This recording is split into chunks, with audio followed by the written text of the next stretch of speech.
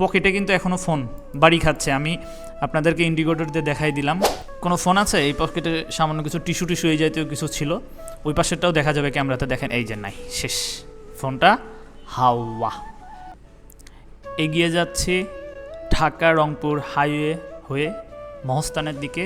বরাবরের মতোই সঙ্গে ছিল ছোট ভাই ডন। চমৎকার পিচঢালের রাস্তা অতিক্রম করে আমরা কিন্তু চলে এসেছি মহস্থানগড়, যেটি একসময় পুরো বাংলার রাজধানী ছিল, পুণ্ডনগর। খুবই ঐতিহ্যবাহী জায়গা, কিন্তু বর্তমানে এখানে চোর বাটপার পকেটমার এগুলো আসলে বহিরা গেছে, সেটাই আসলে দেখাবো। 20 টাকার খিচুড়ি নিতে যাচ্ছিলাম, এই যে ভান্ডারখানা যেটা দেখতে পাচ্ছেন। এখানে সিস্টেমটা আমি পরে বলতেছি। এখানে ব্যাপারটা হয় যে এখানে আশেপাশে যারা আছে, ওই যে দেখেন সবাই পলিথিন অনেক কিছু বাটি টাটি নিয়ে আসছে। ওই যে এখানে খিচুড়ি যারা এখানে মানত করে, আসলে ব্যাপারটা আমি বলি আপনাদেরকে, ব্যাপারটা হয় মানুষজন এখানে ওই মানত করে, মানে কারো অসুখ হইলে কোনো কিছু হইলে যে মহস্থানে গিয়ে আমরা খিচুড়ি খাওয়াবো, তো তারা সবাই দল বেঁধে যায় পিকনিক, সেখান থেকে তারা কিছু খায় এবং বাকিগুলা এই যে এই ভান্ডারখানা যেটা দেখতে পাচ্ছেন এখানে দেওয়া হয়। এখান থেকে মানুষজনকে আবার এইভাবে এখানকার যে কর্তৃপক্ষ তারা সরবরাহ করে। তো সিস্টেমটা ভালো, খারাপ না, তবে এখানকার ম্যানেজমেন্ট খুবই দুর্বল। তো আমি আসলে খিচুড়ি খাবো, ক্ষুধাও লাগছিল দুপুরবেলা। আশেপাশে খুঁজতেছিলাম পলি নেওয়া যায় কার কাছ থেকে, যে এক ভাইয়ের কাছ থেকে পলি নিলাম। এই পলিটা নিয়ে মানে মহা খুশি, আমিও খিচুড়ি খাবো। তখন অবধি জানি না যে আমার ফোনটা আসলে হারিয়ে যাবে। আপনাদেরকে আমি একটু দেখানোর জন্য চেষ্টা করব। এখন অবধি আমার পকেটে কিন্তু ফোন আছে। হ্যাঁ, আমার পকেটের দিকে যদি আপনারা একটু খেয়াল করেন, আমি আপনাদেরকে দেখাবো। হ্যাঁ, আমি চেষ্টা করব আপনাদেরকে দেখানোর জন্য। আমি চেষ্টা করতেছি এই ভিডিওর মধ্যে আসলে ঢোকার জন্য। এখানে কেউ যায় খিচুড়ি খাইতে, কেউ যায় মোবাইল চুরি করতে, কেউ যায় পকেট মারতে, এক একজনের ধান্দা এক এক রকম। হ্যাঁ, সবাই এখানে ধান্দাবাজ। আমি গেছি খিচুড়ির ধান্দায়, একজন আসছে ফোনের ধান্দায়, আরেকজন আসছে পণ্যের ধান্দায়, আর যারা খাচ্ছে তারা পেট ভরার ধান্দায় গেছে। সব ধান্দাবাজ একসাথে।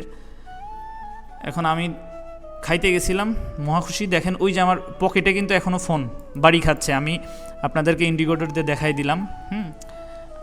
এই যে ভিড়ের মধ্যে ঢুকে গেছিলাম, দেখেন কি পরিমাণ ভিড়। আসলে এখানে কে আমার মানে পকেট থেকে ফোন নিয়ে নিছে আমি জানি না।